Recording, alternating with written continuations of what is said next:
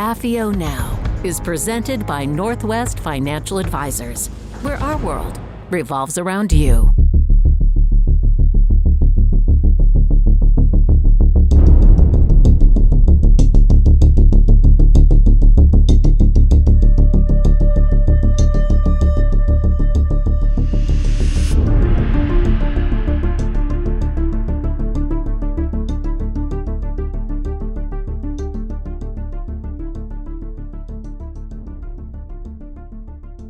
Hello, everyone. This is Jim Hughes with AFIO Now. We are a program of recorded interviews with former U.S. intelligence officers. And today I am delighted to welcome back an old friend and colleague, Mike Mears. Mike got his bachelor's degree from the U.S. Military Academy at West Point. He has an MBA from Harvard Business School. While in the military, he served as the commander of a nuclear missile site and was the aide to a general. Before joining the agency, he worked for GE Investments. And while at the agency, he specialized in human resources. And before he retired, he was the head of CIA's Human Resources Department. And he actually founded and directed the CIA Leadership Academy. Mike teaches and lectures on leadership at the Department of Defense, Georgetown, University of Maryland, and National Intelligence University. And recently, he has a brand new book out entitled Certainty. And actually, a couple of months ago, Mike and I did an AFIO Now interview on that book. Mike, welcome back to AFIO Now. Oh, thank you so much, Jim. This is going to be a fun discussion because if we've got a lot of reformers out there, and I've got some data that never been shown before. So this will be fun. And especially during this, our 50th anniversary year, I think the topic of intelligence community reform is a particularly appropriate one. Absolutely. Mike, why can't we ever seem to get IC reform right? You know, I think that's the question of the year. Jim, I would say there's two things. We don't agree on what we want to reform, and there's certainly no agreement on how you reform. And so we'll look at both of those questions. But on the what to reform, I did something fun this morning before our call. I sat down, I just scribbled down the types of reformers we've got out there. You and I are one type, but there's a lot of different people with different pet rocks that we all bring to the reform discussion, right? So I just jotted down, here's maybe 8 or 10 different clumps of people that want to reform. You've got the people that do the procedural reform, if we just improve internal communications or process improvement. You've got the people that say, no, we need to get back to mission, change our priorities there and so forth. Then you got the sort of the human capital side, which is let's revamp hiring, let's revamp recruiting. You've got the analytical reformers, the oversight reformers. If we just strengthen oversight, we'll solve these issues. Then there's the policy people. If we just clarify our authorities and so forth, change this policy or that policy. Then you've got the modernization people. And that's maybe let's throw in AI, we'll shorten the tech cycles and so forth. But the biggest one is the structural people. We have a tendency, and it's actually an innate human cognitive bias, that will go to the org chart and we'll shift the boxes around thinking that that's going to affect things. And we can get into detail on that, but it never does, or it rarely does unless you've had an extremely abrupt mission change. There's no reason to tinker with the org chart and think you're going to have outcomes. So that's sort of the what we want to reform.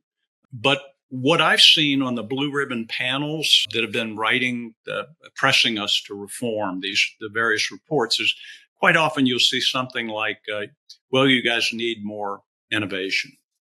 And that's a cultural issue. But So number one, the problem is we haven't agreed on what and how to reform. But the other problem is what we talked about last time, which was this survival instinct is buried deep inside all of us. It's unconscious, but we all resist change. So if someone comes knocking on our door and says, I want you to do this differently or and so forth, we have a tendency to cling to that status quo. And if we don't take that into account, we'll never get reform right. So it basically is kind of human nature is getting in the way of us doing effective reform. Go more deeply into how culture gets in the way, specifically IC culture.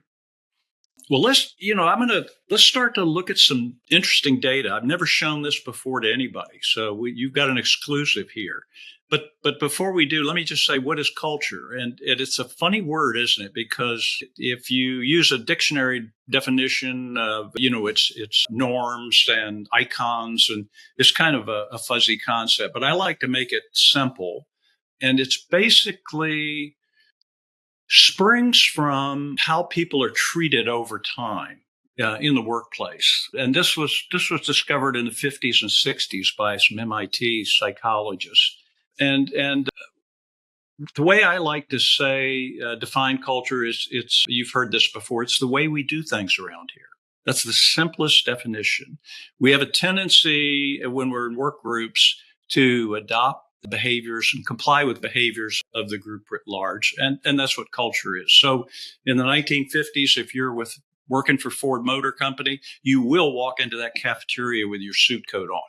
That's part of the culture. And every culture is a little different. So that's a really good definition. The neuroscientist will say it's shared behaviors, which is an interesting way to look at it. We know people are very complex.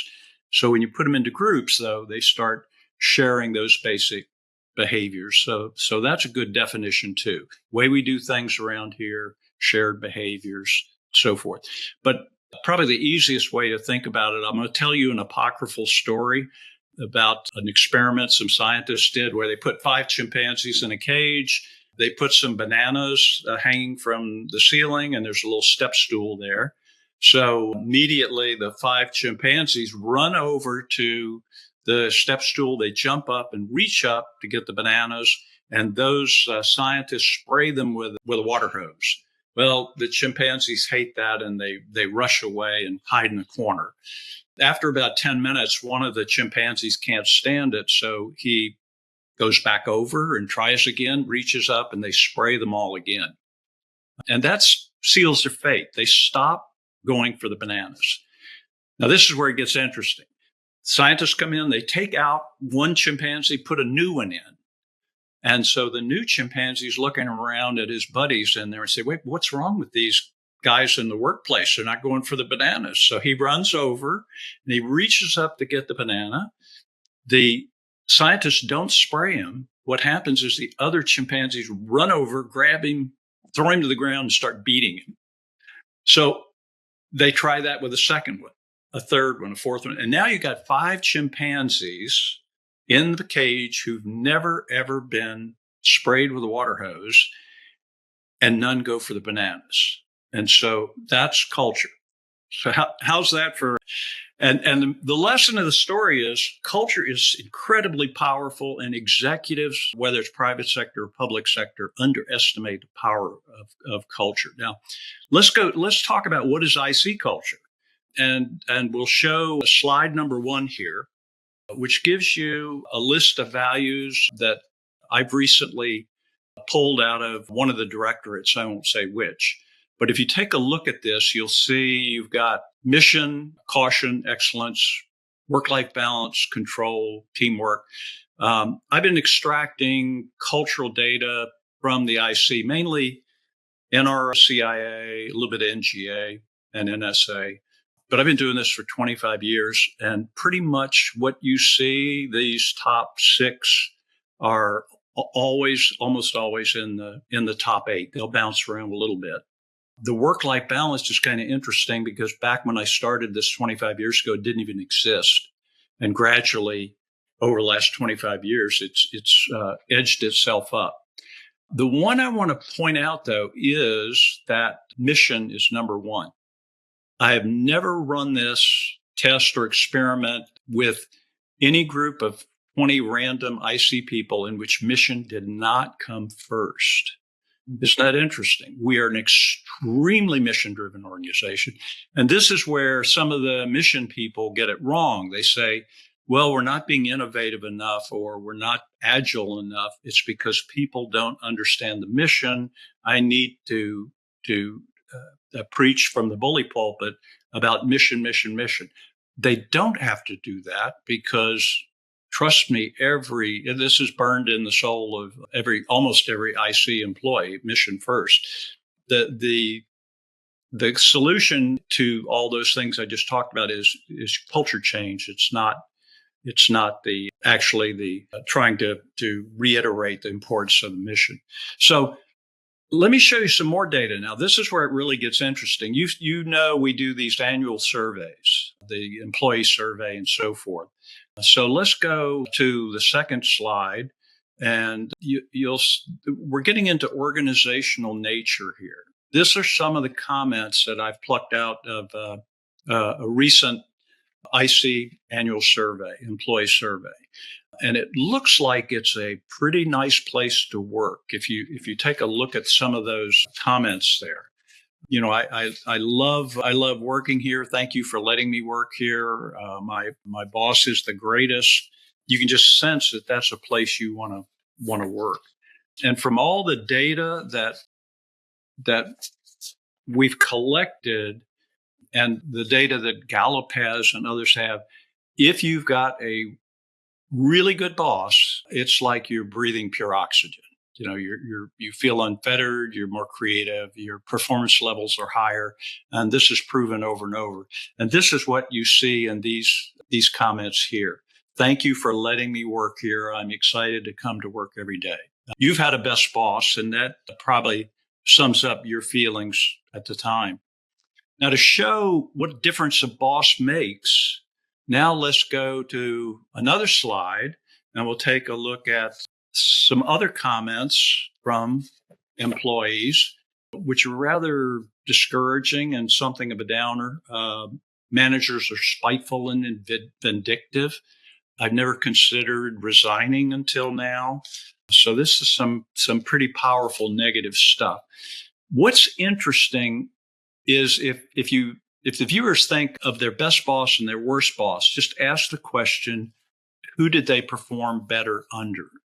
And again, I've done this with 2,000 IC employees, and 29 out of 30 say they perform better under the best boss, the good boss.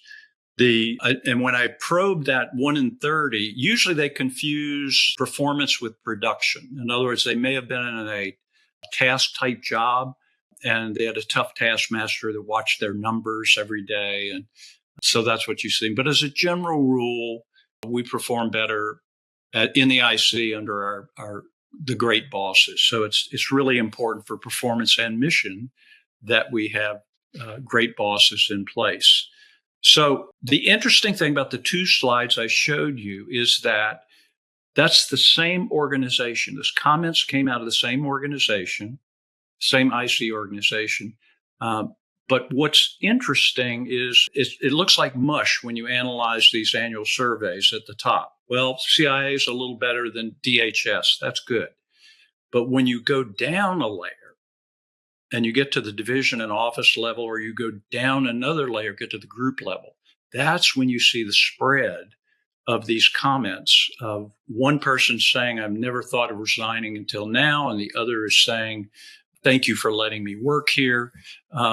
It is pretty clear at that group level what the difference is in performance morale across the board, depending on the boss. And then all studies in the private sector show the same thing. So the question is, why don't we do a better job of selecting bosses, right? If we select more good ones, and this is where it gets really interesting, because there's two things you would want to select for. You would want to select for mission competence, how well this hopefully to be branch chief is at doing analysis or case officering, but you also want to check for people skills. And there's actually a cognitive bias that we will give lip service to the people skills, but when it comes down to it, we'll select for the task, but not the people skills. In the private sector, they call this, well, you pick your best salesman to be the sales manager. And what happens? Well, you just lost your best salesman and you got a real crummy sales manager. You actually have to force yourself back to think about how you can make how you can select for the people skills better, because it makes such a difference. I've done extensive studies, S&T, the analytical directorate, the DO, and invariably what you see is people are selecting for that task and not the people skills. And as a result, you get a random selection. So I even went to ChatGPT this morning and asked it what the key driver is. And so look at here. What ChatGPT says that managers are the single most important driver in terms of employee performance and so forth. And we know this from Gallup. We know this from our own internal studies. We did an 8,000 boss study inside CIA about 20 years ago, and I've carried that forward, and it shows the same thing. The better bosses get better mission results. Now, have you ever wondered how many good and bad bosses do we have in the IC? So let's take a look at another slide, and this one covers boss ratings, and it's interesting. So I'm going to ask your viewers, just take a look at that little pie chart. So is this a good profile of leadership capability or not? You got 50% good and great bosses. That sounds pretty good. But you got about 25% poor and awful. So what does that do? And we'll drive down a little bit later. We can, as we discuss this, we can look into that 25% and see how much havoc they create. But I would contend while the 50% is great, that 25% is really, really not too good. And it has can have a profound negative impact on an organization. When you raise that point, why are bad bosses so important? Well, okay, so let's go into that. We talked a little bit last time about an experiment out at UCLA I ran out to see they were doing a neuroscience experiment on something called social pain, which is their neuroscience word for extreme emotional pain. And if you recall that slide we showed with the negative employee comments, you can see that those people are under extreme emotional pain.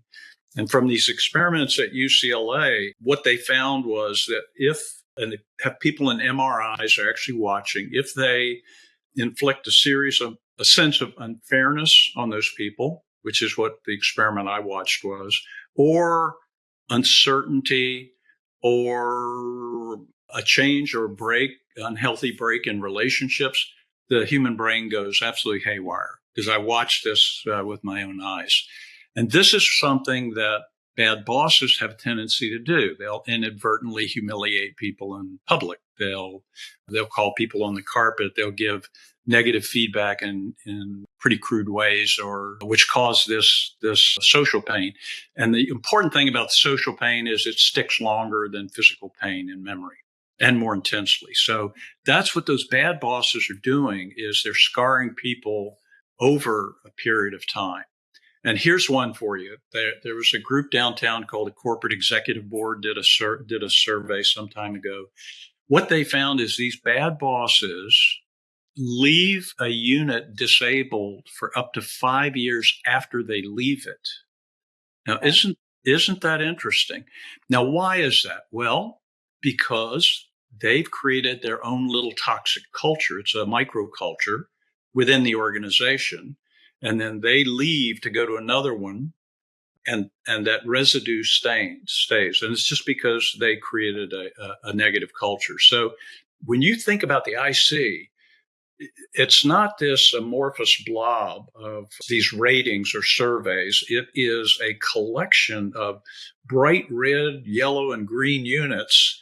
Some are very vibrant, some are toxic, and they're kind of ever changing. The little lights are going off. So all we need to do is get more of the lights green, less of those lights light red. basically. Why not just fire the bad bosses?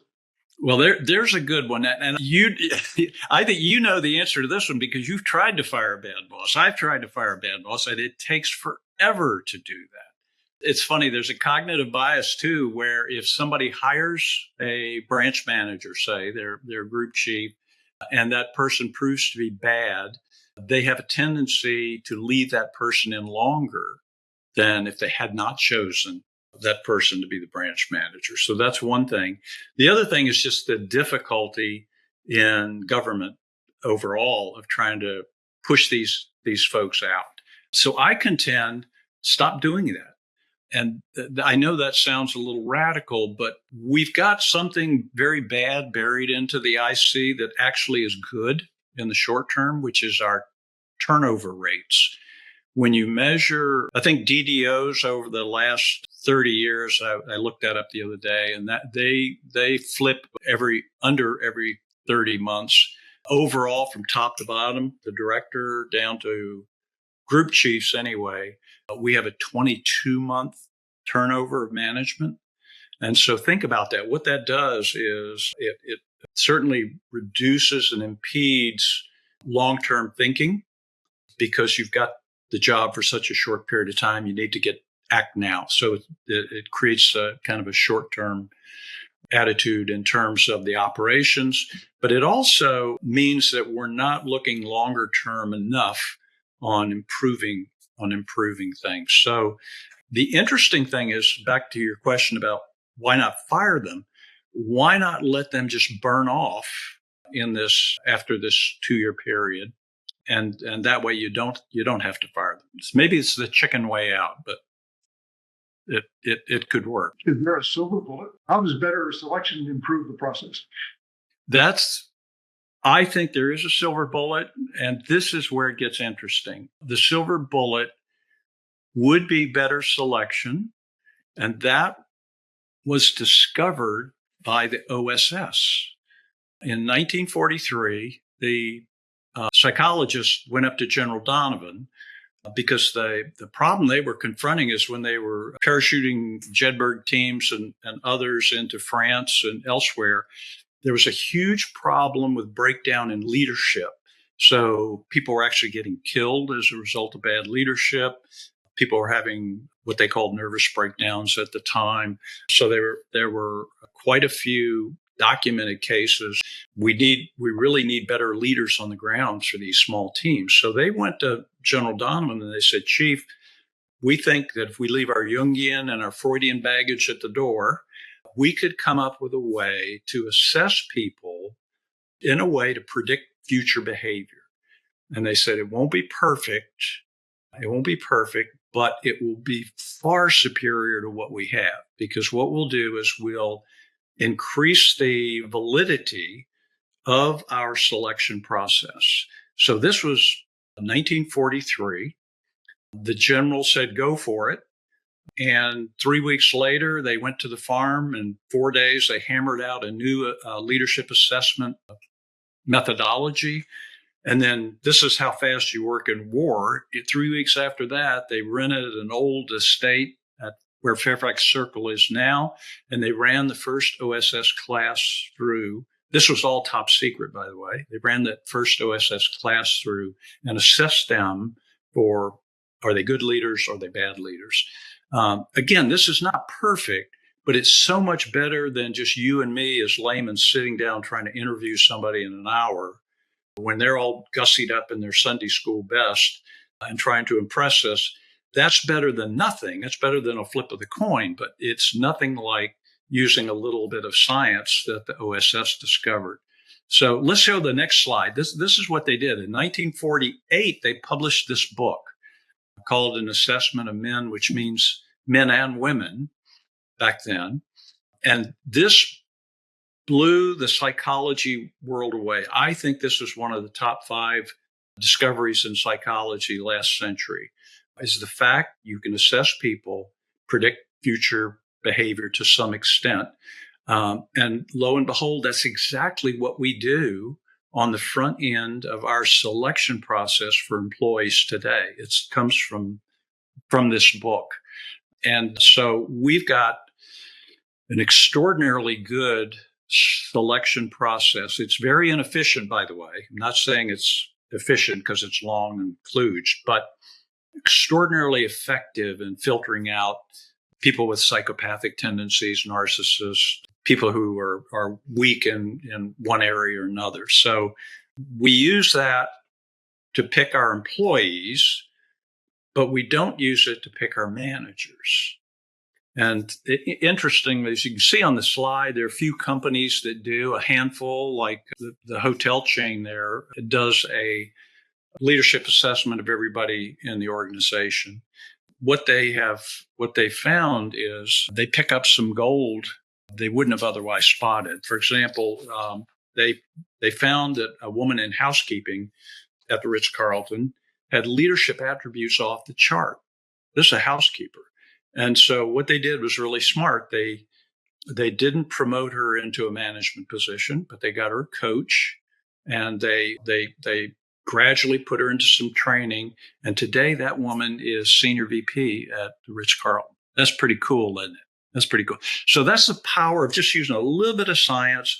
So what you could do here, you pick up the phone and you call OMS and say, guys, we need a little 20, 30-minute psychological assessment. We could put it online to give our new branch chiefs or our proposed branch chiefs a little test, check for their people skills. That's all we want to do. We're not changing the process any other way. And you'll come up with an amazing increase in validity in terms of impact on that pie chart that we saw, where you had that 25% poor and awful bosses at this turnover rate of 22 months. In 5 years, Jim, that squeezes down to 8% poor and awful. And that's all the difference in the world in performance and vibrancy of an organization. So I'm sorry, a long-winded answer, but this is a big deal. We just need to go back to our roots because we discovered this. So why not use it to select managers in a better way? Tips for reformers. Even what? Do you have any tips for reformers? Well, the interesting thing is, this is where the turnover really pays off, doesn't it? Because as you're pouring cleaner water into the bathtub because your selection process for managers is better, right? And then the dirty water is draining out at the same time. So I built a statistical model of the CIA and hired a statistician to help me with it. In fact, let's show the next slide to that point. It's a org chart. This is NE division, by the way. That may look familiar to you. You see that you got chickens at the bottom, and you got the foxes, and then above that, the weasels, and then you've got the lion on top. And I do this is tongue in cheek, but I've shown this to executives, Jim, private sector, public sector, and they'll talk about this one chart for 5 hours. It's amazing. When I showed it to DOD, you know what they said? They said, well, Mike, you're missing a layer. Where are the snakes? So this just shows you, though, think about it. If you got 25% bad bosses, that means you got two bad chickens, perhaps. That would affect performance on two bad foxes, I'm sorry. That would affect performance of about half your chickens. So, but over time, they're going to be rotating out, and you're selecting better chickens coming in. So you're going to get that overall improvement. And again, it's because the chicken one there is a bad boss. So let's say he gets promoted to weasel. Fox one's a branch chief. So the fox one is bad. He moves up to the weasel position. He's group chief now. So now he's affecting all those chickens at the bottom, though they're still scarring in the unit he was in. So as you flip these people around with a 22-month or 24-month turnover, that's how that degradation sticks, because they have an outsized negative impact on the organization, because of the toxic culture tends to stick. And that's why, again, 25% poor and awful bosses in the IC is not acceptable. let's get that down to 8%. And we can do that simply with better selection techniques. Before we go, do you have any final tips? A couple here. I guess we talked about one thing. I'll give a tip for people at the bottom and a tip for people at the top. At the bottom, what we're finding and I'm working on with Gallup now is praise, weekly praise has a huge impact on employee performance. And the reason is an attaboy or an attagirl has a tendency to dispel all this hidden anxieties that we have, the unconscious stuff of, is my boss mad at me? Do my peers respect me? Am I attached to something bigger than a bigger cause? All these little angsty things disappear for about a week when you give somebody positive praise. So, an easy fix on cultural reform would be simply to have every branch chief make an effort to praise every employee every week. And if they don't know what to praise, and they probably don't, they could just ask the employee, what are you proudest of doing this week? And then praise them for that. But the top level, to fight this tendency for us to this tangibility bias of going for the hard stuff and not the soft stuff. In other words, we will reform by moving the boxes, but we don't reform by going after the culture. So one way around this, I would recommend that they start doing leadership reviews once a month or once every 60 days. And what is that? Well, we do budget reviews, right? Those are ingrained in us. We do those on a monthly or quarterly basis. But we don't do leadership reviews, which would be simply sit down in a positive meeting, a formal meeting, but it's handled in a very positive way, and discuss things like what were our results of the last employee survey and what can we do to improve those. Discussions on morale, discussions on how do we select better leaders. All these positive aspects of the soft stuff on the leadership side. You could have leadership reviews periodically to discuss those so that we really get some traction in that area. For our various failings, I think one of the things that the agency always did very well in terms of positive feedback was that promotions and awards were always presented among a group of peers. And I always thought that not the award, but the actual recognition by peers was the more valuable thing. I think that's really true because, there was an old S&T officer who said, you know how you check to see who your really good employees are and who they aren't. Said, set up two teams, just like kickball, set up two teams to work on two projects and put up two team leaders, employees, and they get to select who's on their team. So he said, you just watch that process and who they select last. That's your worst employee.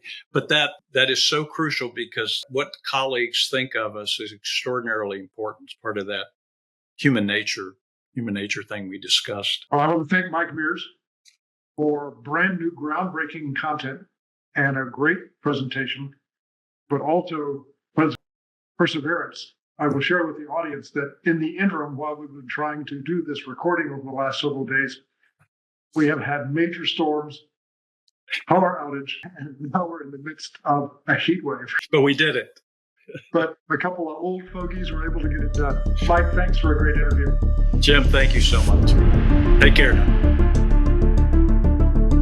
AFIO is a small, nonprofit, apolitical, educational organization whose main mission is to help prepare the next generation of intelligence officers to confront the challenges our nation faces in the years ahead. To learn more or support our outreach programs, visit www.afio.com.